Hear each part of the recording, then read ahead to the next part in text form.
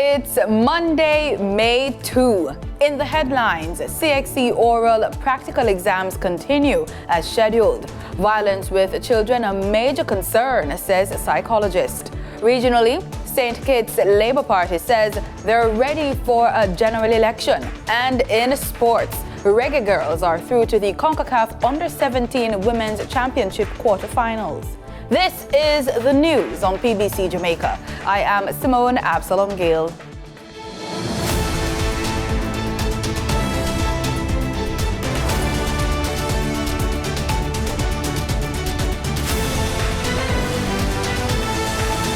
Students who are set to sit oral and practical CXC examinations will sit those exams as scheduled. This despite the rescheduling of examinations recently announced by the Caribbean Examinations Council, CXC. Here's more in this report. Deputy Director in charge of examinations Sharon Burnett says only written exams were rescheduled and that all other exams, oral and practical, will continue as is. Candidates are being advised that the art production examinations will be conducted on the previously scheduled date. In addition, Caribbean Secondary Education Certificate (CSEC) Visual Arts will begin on Monday, May 2, 2022, and the Caribbean Advanced Proficiency Examination (CAPE) Art and Design Production will begin on Monday, May 9, 2022. Practical examinations in music and physical education, PE, and sport will also be conducted according to the arrangements that have already been finalized and circulated to schools and examiners. CXC recently announced that written examinations have been rescheduled to Monday, May 23, 2022. The revised timetables will be uploaded to the CXC website, the Online Registration System (ORS), and the student portal. The recent outbreak of school violence is a major concern, so says Associate Counseling Psychologist Dawn Petgrave. She has said that because children cannot articulate their feelings, they act it out. When asked if the pandemic is a cause, she had this to say. I don't think it's because of the pandemic. I think the pandemic has heightened it. So let me break that down a little bit, all right? Now, think about a child who possibly lives in an abusive home. At least when they had school, they would leave the home for that period of time, go to school, play with their friends, go back home. During the pandemic, they are locked up at home all the time with these abusers. When they're out in school, if there are signs, physical signs, teachers, guidance counselors, persons are probably able to make a report. That can't happen when they are locked away at home. And so the last 2 years has heightened a lot of underlying problems that our children were already facing. Ms. Petgrave was speaking during the recently aired episode of PBCJ Presents. While stressing there is no definitive research that states music and violent games impact behavior, it cannot be discounted. Ms. Petgrave also gave some cues as to what adults should look out for in children. Depending on the client, I will do something called mindfulness, all right? And then I will use music, maybe like a flute playing. And what that music does, it calms you. It brings a sense of calm. So if that music can bring a sense of calm, the music with high volume, high violence, I'm gonna kill you, I'm gonna this, I'm gonna that, what do you think it is doing on you? So when it affects your emotion, it also affects your behavior. You can watch the full interview on our YouTube page. PBCJ Presents airs Fridays at 5:30 p.m. on PBC Jamaica. Prime Minister Andrew Holness is reminding Jamaicans living in the diaspora that they must recommit to building their homeland. He notes that what Jamaica needs right now is investment. So in our reignition of our commitment, our diaspora, who is all over the world, a part of that recommitment must be how can we build our homeland? Remittances have been good. Your philanthropy has been good, but your investments will be better. Mr. Holness says as Jamaica celebrates 60 years of independence, this is the perfect opportunity to take some time to look at what we have done well and achieved and be true to ourselves and where we have fallen short. And having done those two things, then we go through a process of recommittal. That for the next 60 years, as Jamaicans, whether we are on the island or spread out all over the world, we are going to commit to make Jamaica the greatest country on earth. Prime Minister Holness was speaking during the Jamaica 60 New York media launch, which was attended by Minister of Culture, Gender, Entertainment and Sport, Olivia Grange, Minister of Tourism, Edmund Bartlett, U.S. Ambassador to Jamaica, Nick Perry, and Senate Majority Leader, Senator Chuck Schumer. The Tourism Enhancement Fund is accepting applications for its annual Christmas in July trade show. Manufacturers and artisans interested in participating have until May 25 to submit their applications. The application form can be accessed on the Tourism Enhancement Fund's website. The event is an opportunity for local producers of gifts and souvenir items to promote their products to alternative market segments. Director of Tourism Linkages Network, Carolyn McDonald-Riley, says the products can be from the category of desktop solutions, aromatherapy and spa, decor, fashion, fine art, souvenir and jewelry, food, as well as items made from organic and natural fibers. She notes that in selecting participants for the trade show, consideration is being given to design and aesthetics, labeling and tag, pricing, product relevance, existing market outlets, durability, construction, packaging and accessories, functionality, cultural connection, and product spectrum. Member of Parliament for St. Anne South East, Lisa Hanna, is imploring the government to ensure that local police stations are given toll exemptions to access the North-South Highway. This call was against the background of the death of Constable Donald Carr and the injury of a woman in a crash along the highway Saturday night. It was reported that local cops were held up over the payment of the toll fee to access the road. It is further understood that only the Ferry police station in St. Catherine has an arrangement in place to access the toll road. Hannah is urging that local police stations such as those in Claremont, Moneague, and St. Anne's Bay should have access and wants the government to address the issue. She says, quote, "Our emergency vehicles must have free movement and access to the highways and road networks if they are to serve, assist, and better protect our citizens. Not to do so may delay police emergency access in critical incidents, which can lead to loss of lives." End quote.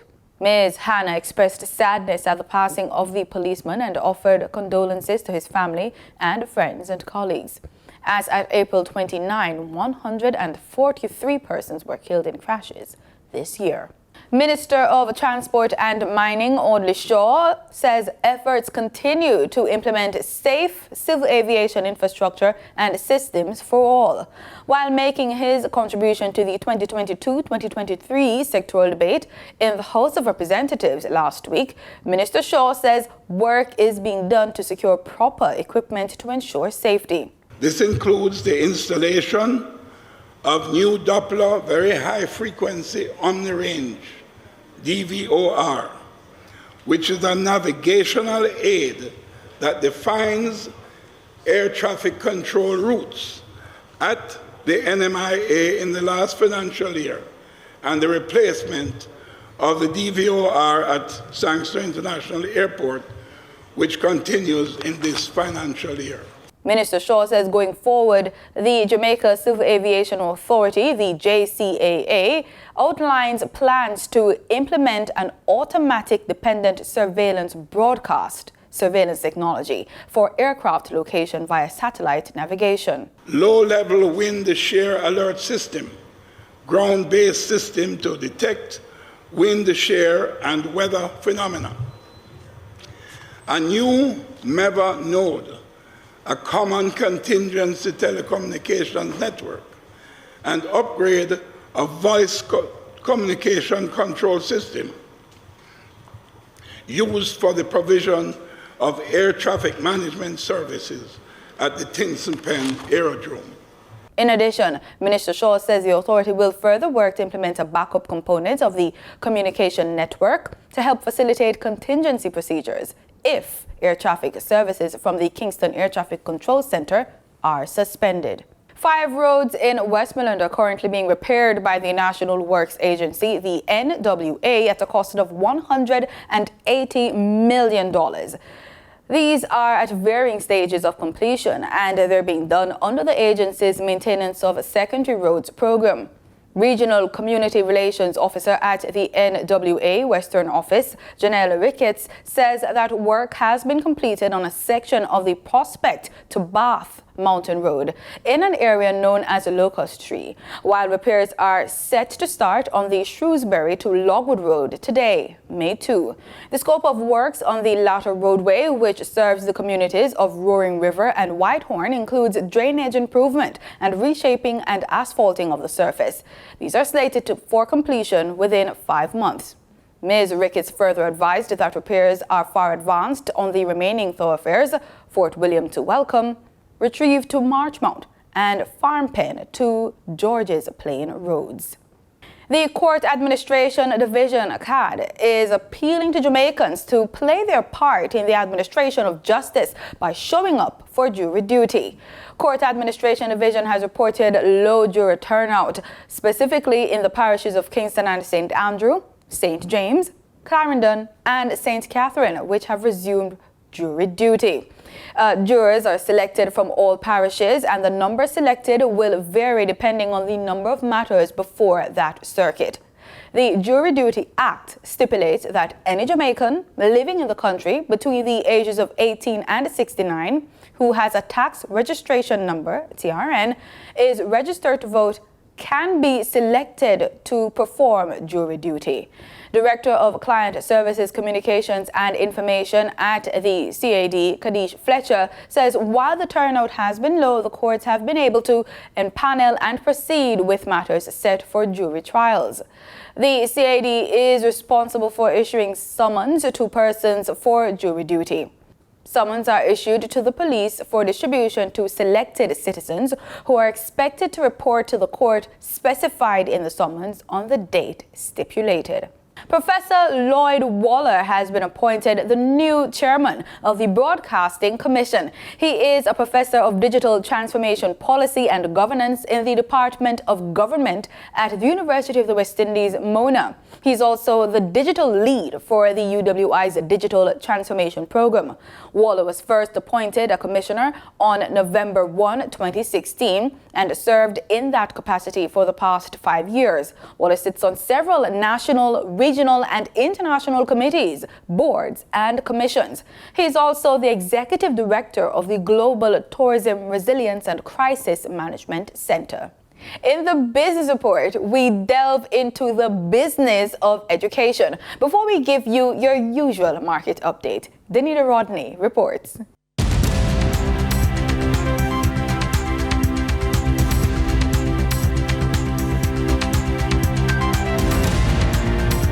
Should university education be free? And if it is, who will fit the bill? These questions were at the center of last week's Capri panel discussion under the topic Footing the Bill, the hard choices for financing university education. For years, there has been a belief that the government should offer free university education. However, research has shown it is just not practical. When asked how to manage this expectation, Executive Director of Capri, Dr. Damien King, had this to say.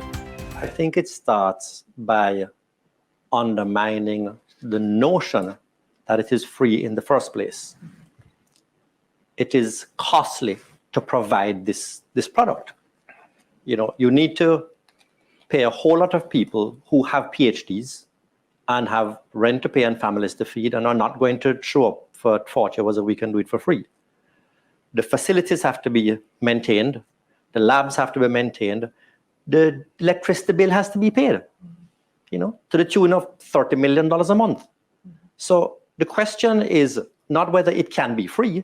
The question is, who is to pay that cost? And when you frame the question in that way, then you begin to appreciate that some other parent, some other family that is a single mother trying to find lunch money for, her daughter to go to school on that day is going to be asked to pay for the education that somebody else must get for free. So these are the difficult trade-offs that we face. It's not how can it be free? It really is who is to pay for it. Mr. Damian Brown, Group Chief Investments Officer at JMB, added his thoughts. I think the important thing is to frame that opportunity cost, because even if we accept that there are the costs, the question becomes, should it be socialized, or the government have an obligation, or is it a priority in terms of spending given the social impact? And once, as we do what Dr. King says, that it's not simply a cost to the government, but the government has an obligation in terms of quality early childhood education and high school education. And once we understand the inequity that we have there, I mean, just looking at the level of passes to traditional high school that come from prep schools relative to primary schools, you're setting up a situation where those who are born into lower socioeconomic conditions are basically put on a track where they don't get to achieve their full human capability and to contribute. And once you frame it in that way, it's not the government versus the student, but the government has an obligation to all. And what we spend on the tertiary actually can take, or even if we expand the budget, I think it becomes more important, and we can put our minds to the solution, which is really for a student. How do I ensure that I can afford the education, and how do you do it in a manner that reduces the impact on me over time? While some countries do offer free education, it does come at a high cost with specific requirements. The idea or the expectation is that the government should pay for its citizens' university education, which is not universal. Very few countries in the world offer a fully governmented funded university. And there are mainly Nordic countries where tax rates are upwards 50% or even as high as 57%. They have progressive taxation, a strong welfare state, and a well-developed student support system. For more information on this topic, you can visit the CAPRI website. Now for your usual market updates.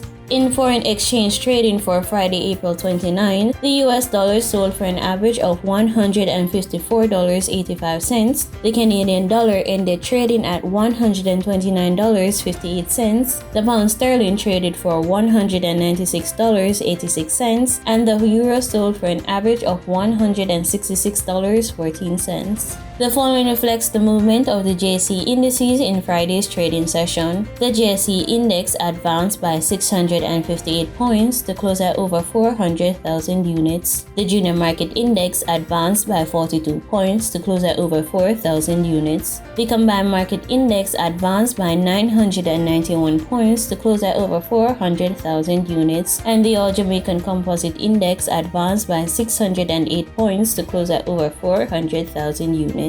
Overall market activity resulted from trading in 110 stocks, of which 55 advanced, 41 declined, and 14 traded firm. Stocks advanced for Barita Investments Limited, Blue Power Group Limited, and CAC 2000 Limited. Stocks declined for 138 Student Living Jamaica Limited, 1834 Investments Limited, and Access Financial Services Limited. Trading firm were AMG Packaging and Paper Company Limited, CAC 2000 9.5% cumulative redeemable preference shares, and Community and Workers of Jamaica CCU deferred share. The following companies represents the overall volume leaders: Productive Business Solutions Limited 9.75 cumulative redeemable, Wigton Wind Farm Limited ordinary shares, and QWI Investments Limited with over 2 million units. In regional stocks in Trinidad and Tobago, Plico Investment Fund was the sole security trading over 67,000 shares. The Barbados Stock Exchange saw Government of Barbados Bond Series B as the volume leader with over 20,000 shares, followed by Epli Caribbean Property Fund Development Fund, which traded 10,000 shares.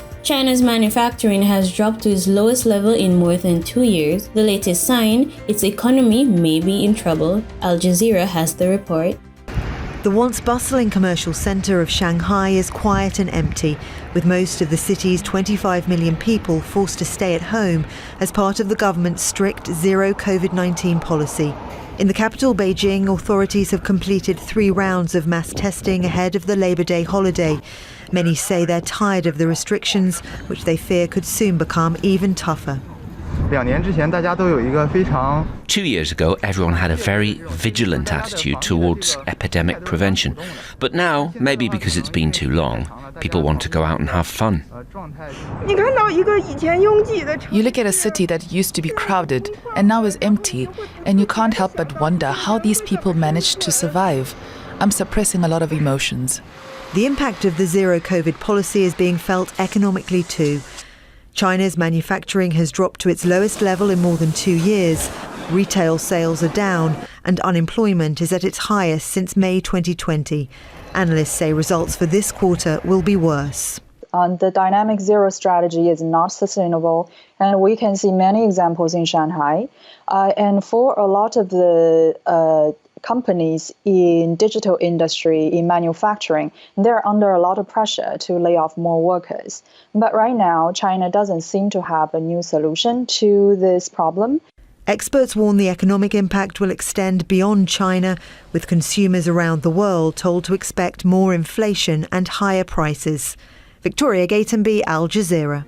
In market data for oil prices fell this morning as concerns over weak economic growth in China, the world's top oil importer, overshadowed fears supply might be crimped by a potential European Union ban on Russian crude. Brent crude futures were down $3.23 or 3% to $103.91 a barrel, while West Texas Intermediate crude fell $3.41 or 3.2% to $101.28 a barrel.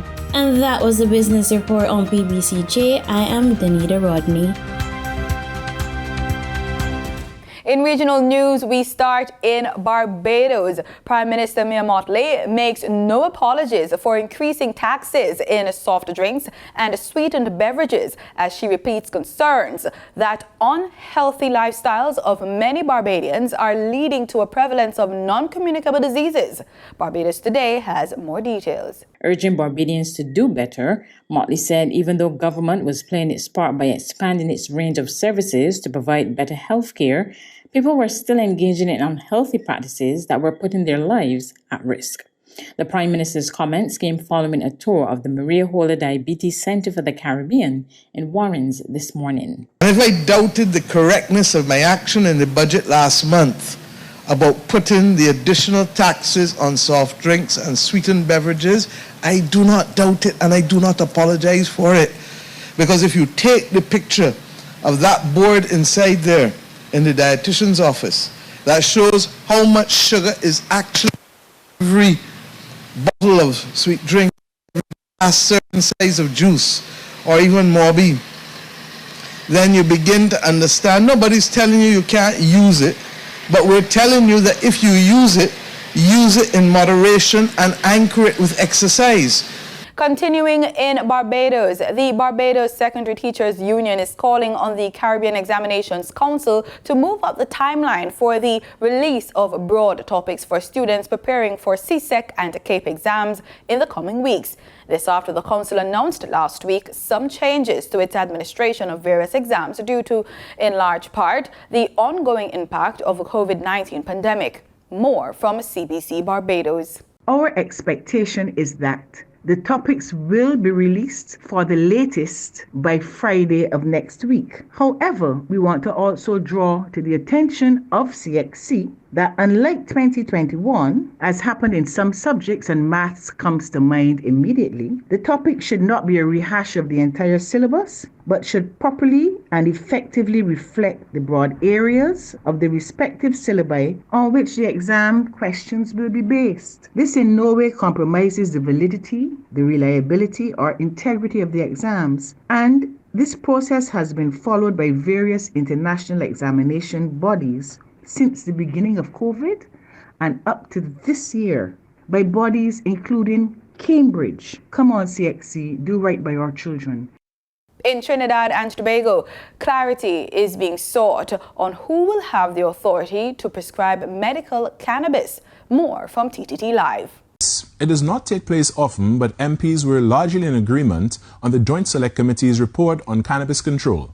Member for Faizabad, Dr. Lakram Bodo, sought clarity on which medical practitioners would be allowed to prescribe medical cannabis. Now the legislation appears to be straightforward and says that registered medical practitioners, but again I think the point is important in terms of training and whether there will be authorization and certification of particular medical practitioners to prescribe medicinal cannabis, Madam Speaker, to protect the public's interests.